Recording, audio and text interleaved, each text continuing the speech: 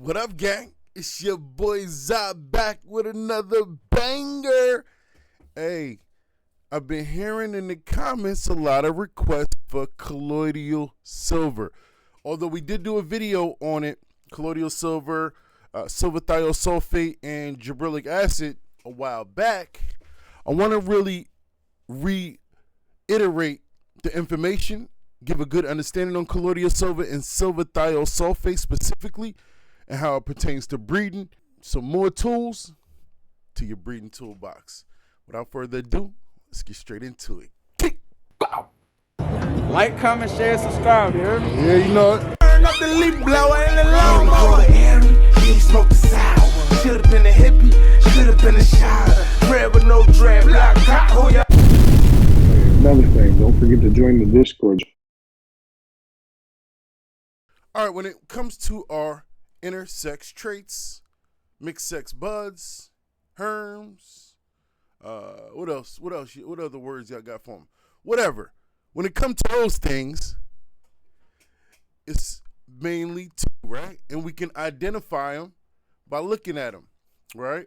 It's the natural herm. Nanners, on the other hand, are actually a cluster of stamen, kind of hidden, where they're all just kind of clustered up right there, hidden within the flower. And then there's a third. There's a third that no one really talks about, right? Because it's generally synthetically induced, right? It's man-made. And it's usually done with one of those solutions that we use, whether a chemical solution like silver thiosulfate or gibberellic acid, or just colloidal silver. When it comes to colloidal silver, you see sex and female parts together in the same place. Something totally unique from our natural herm and our nanners. And that's our reversal, generally done with silver thiosulfate, gibberellic acid, or our favorite, one we're most familiar with, colloidal silver. Colloidal silver is basically just tiny particles of silver suspended in water, usually a distilled water, or and generally you can make it with these simple products right here. A little bit of conducting, a little bit of practice, and you can have you some homemade colloidal silver. For the plant to create female parts, ethylene needs to bind with copper.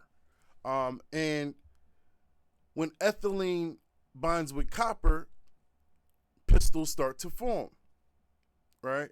And what happens when we use colloidal silver is actually preventing the production of ethylene. It's stopping the production of ethylene. And so in turn, there is no ethylene to bind with the copper. And ultimately what happens is you end up with male parts. And this is the reversal. The most important thing to remember about a reversal, whether it's colloidal silver, silver thiosulfate, gibberellic acid, doesn't matter. Whenever we're dealing with a female, we're dealing with XX chromosome. XX chromosome. The male introduces the Y chromosome. And when we reverse a female, she still only possesses the X chromosome. This is how feminized seeds come about. X chromosome breeding with X chromosome. All of the progeny, all of the offspring, in turn, are all X chromosomes as well. There is never a Y introduced.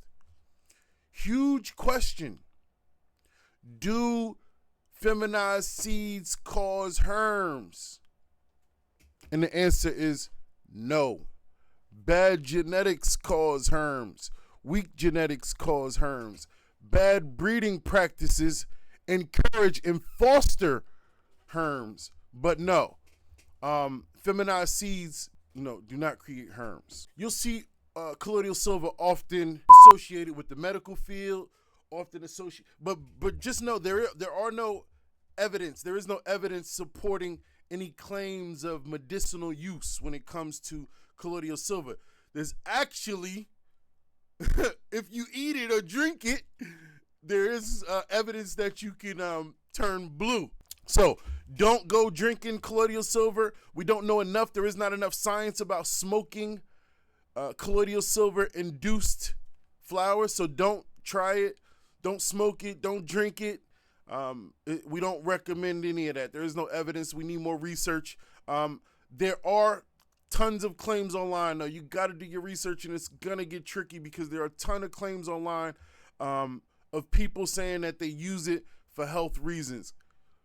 Whatever floats your boat. I'm not here to say nay or yay. I can only tell you that I don't use it for any health reasons and that the FDA does not approve it.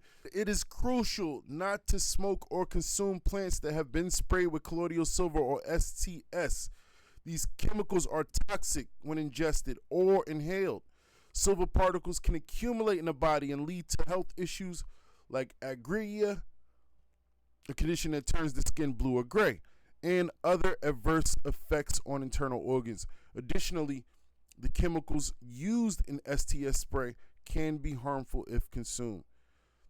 The treated plants are only meant for producing pollen, not for consumption.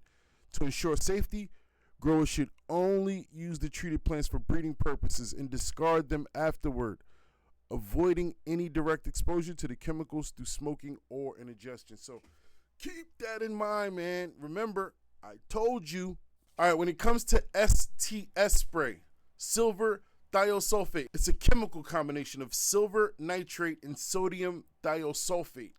I don't recommend this for newcomers or first time reversals.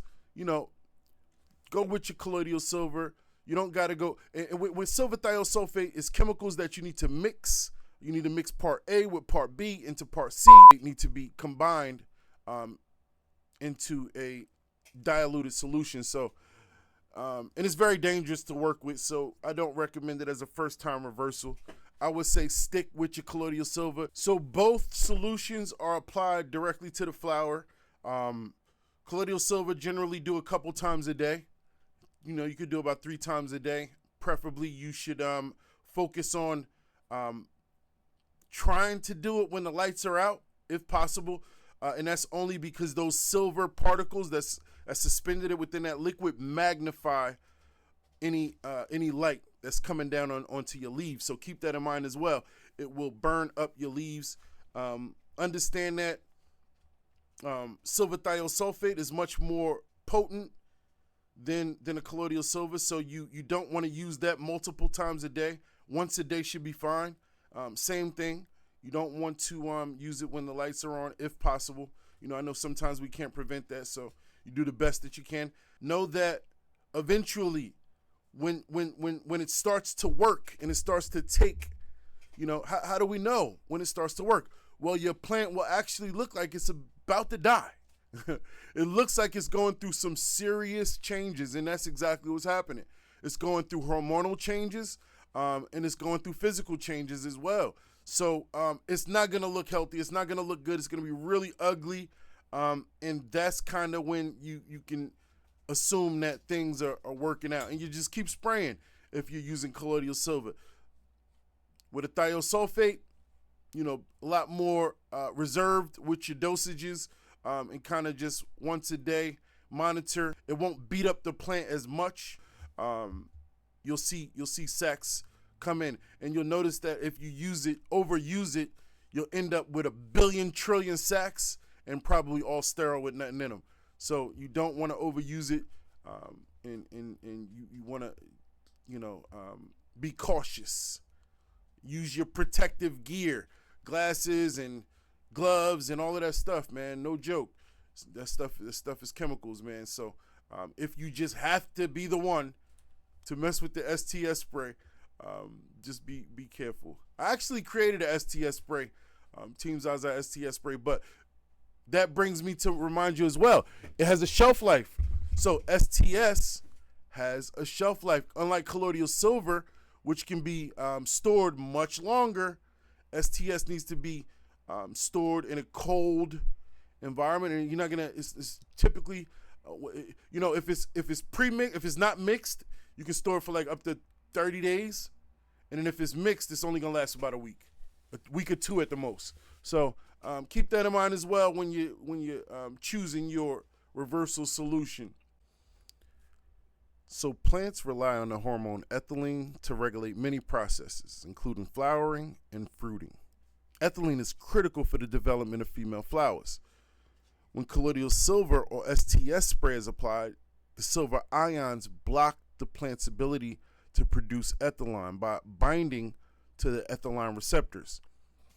By inhibiting ethylene production, the female plant cannot produce female flowers and instead develops male pollen sacs.